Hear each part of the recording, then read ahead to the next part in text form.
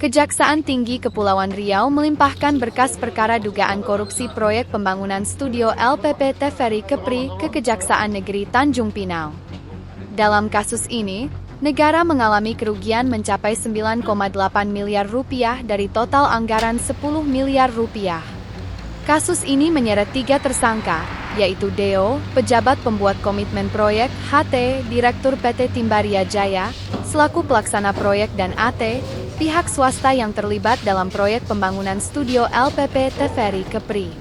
Asisten Bidang Tindak Pidana Khusus Kejati Kepri, Muharom mengungkapkan, dugaan penyimpangan terjadi sejak tahap perencanaan, pemilihan penyedia, hingga pelaksanaan pembangunan fisik.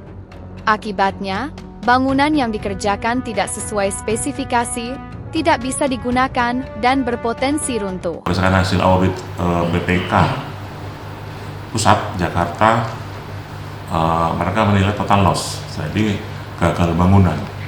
Bangunan itu tidak bisa digunakan sebagaimana mestinya dan khawatirkan suatu saatnya akan runtuh. Dan kerugian negara yang timbul dari itu sebanyak 9 miliar 83 juta 753.336 rupiah. Setelah proses pelimpahan tahap 2, ketiga tersangka beserta barang bukti telah diserahkan ke Kejari Tanjung Pinang untuk segera disidangkan. Kasih Pidana Khusus Kejari Tanjung Pinang, Roy Huffington Harahap, memastikan perkara ini akan segera dilimpahkan ke Pengadilan Tindak Pidana Korupsi dalam waktu maksimal 2 minggu ke depan.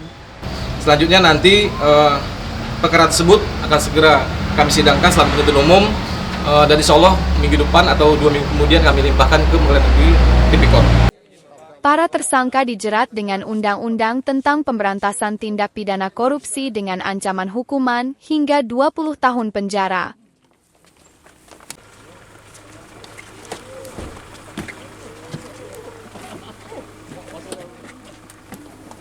Bang, misi bang.